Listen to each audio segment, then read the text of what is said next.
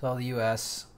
Pentagon and everybody is saying, "Oh, big victory in Mosul over ISIS, right? Oh, we got ISIS on the run. We're going to take Mosul back." And Amnesty International has been covering this and watching this, and we killed crazy civilians. There's war crimes. What was happening was there were civilians there, and everyone's like, "Oh, ISIS is using civilians as shields." It was, and we dropped leaflets, right? We dropped leaflets that said, they dropped leaflets, right, into the ISIS-controlled areas, instructing civilians to stay away from ISIS or hang children's clothes on the roof to mark civilian homes. These warnings, however, took little account of the realities of living under ISIS. Staying away from ISIS was impossible for West Mosul residents, and fighters would execute anyone caught with a flyer in their hands. Houses with children's clothes on the roof were still hit by airstrikes. I'm reading this as an article in truthdig.com, but this is, again, look what we did. What did we use? The coalition's airstrikes were largely carried out with improvised rocket-assisted munitions, IRAMs, explosives with unsophisticated targeting abilities, which when we talk about, oh, we've got laser-guided, even our good targeted, the laser-guided ones still fucking kill civilians all the time. So now we're going to use less sophisticated ones? Oh, fantastic. Which wreaked havoc in densely populated West Mosul and took the lives of thousands of civilians, according to the report. Airstrikes by U.S. planes were also frequent during the time period, and the report says the coalition did little to protect civilians from these attacks.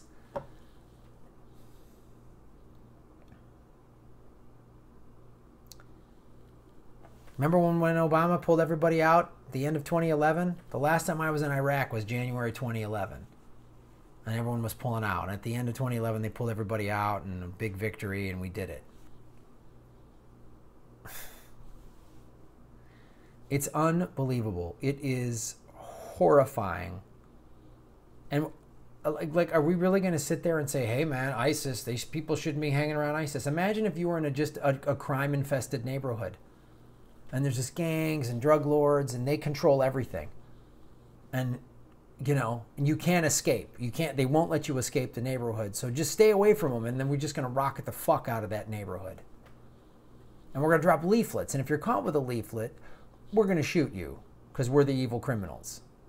Does that sound reasonable? Can you imagine? Think about, like, literally, I want you to think about the neighborhood or area that you live in. Try to envision it. You'll never really know what this is like until it happens to you, but try to envision where you live, and rockets hit it, and it's terrifying, and it's blowing up, and your kids are running, and you see people die and are trapped under buildings. And you're just like, oh, fuck, I don't want to live. I have no choice. I'm poor. I can't move. You can't just pick up and get another good job in another cool city in Iraq. You don't get that option. And so you've got evil ISIS. And then you've got the U.S. coalition airstrikes just blowing the shit out of your town. Like, it's unreal. It's like if you had a beehive in your attic and we just shot a rocket at your fucking house to blow up the attic and anybody died as a result. Sorry, you shouldn't have had bees in your attic. Amnesty International is demanding that Iraqi forces in the U.S.-led coalition limit the use of IRAMs in the fight against ISIL. It says the weapons should never be used in densely populated civilian areas. Oh, it sounds like we're creating another humanitarian crisis so that weapons manufacturers can enjoy a nice profit. Like we use cluster bombs, which are basically, those are like called war crime. We're creating another humanitarian crisis. You know, like the one in Yemen. People are starving. Well, now they're starving in Mosul, which I've been to. I went there. The week of Thanksgiving 2007, I did a bunch of comedy shows throughout Iraq, and we had Thanksgiving dinner at the military base in Mosul. And I can't imagine. And I remember standing on the helicopter, dropped us off, and we were just kind of left on this helipad.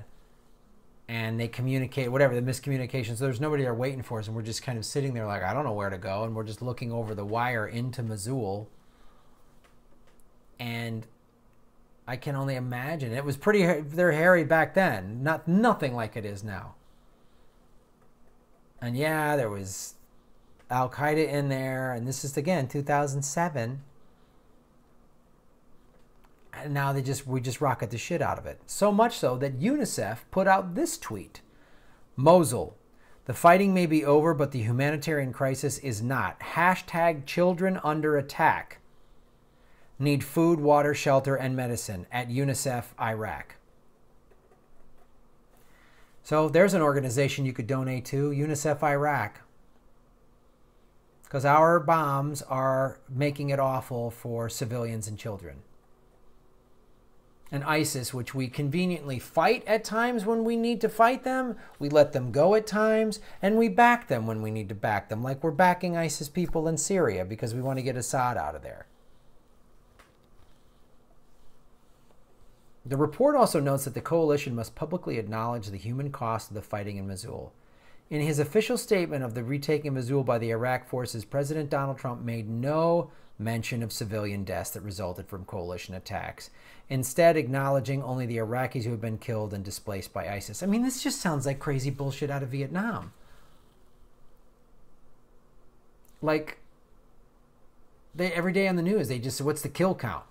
What's the body count? Oh, we killed this many VC. Got him. We got the enemy. And this just ridiculous thing that it's still think it's World War II. You know?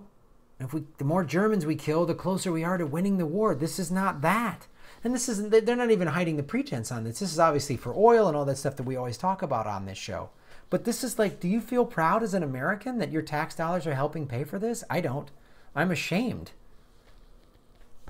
I went to that country 3 times to entertain, primarily the military and coalition forces, but I met some Iraqis. I met some Kurds at shows.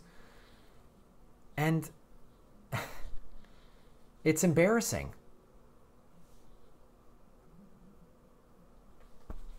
The U.S. is committing war crimes.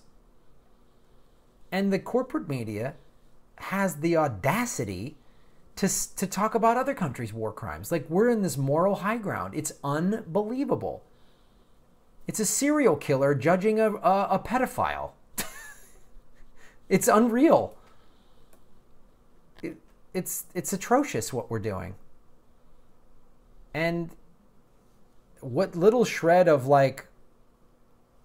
moral high ground we had is completely gone. And again, Obama helped do this. He helped this fight on ISIS with Hillary Clinton as Secretary of State, and then John Kerry. And then before that, we had Bush. It's just unreal. This is the corporate state. This is a constant state of war. There's always some new battle and some new surge and retaking this city, and Mosul, ISIS is on the run, and we can't get them on the run too much because we still need to have some kind of enemy somewhere. Oh, now it's Russia. It's just insane. This global war on terror could have done so much good for this country and the world. The $2 trillion+ we've spent on this war on terror, this country could have a thriving economy. We could be #1 in the world in schools, #1 in the world in clean energy production. We could have the lowest unemployment rate in the world. We could be the most benevolent country. We could be ending terrorism by not creating more terrorists. We could be helping out these poor communities all over. We could end poverty in this country. End it. End it. Over. We could address mental illness. We could end homelessness. We could have clean, drinkable water, which is now being affected in more than one community. It's not just Flint anymore. We could have high-speed rail from coast to coast. We could have the lowest infant mortality rates. We could have the lowest rates of obesity. We could have on and on and on and on for the amount of money we've spent on this global war on terror. And here we are in Mosul, a city I've been to. And we're just creating more civilian deaths and more terrorists and more destruction. And the United States is committing war crimes. So give some money to UNICEF if you can, guys. Thanks for watching the show. Like and subscribe. Share it on your social media. Do what you can to get the word out, because I got a feeling that the mainstream media isn't covering this. They're just covering this as, oh, ISIS is evil, human shields, and we're gonna fight the good fight. Don't listen to them. Again, another reason we gotta only back real progressives.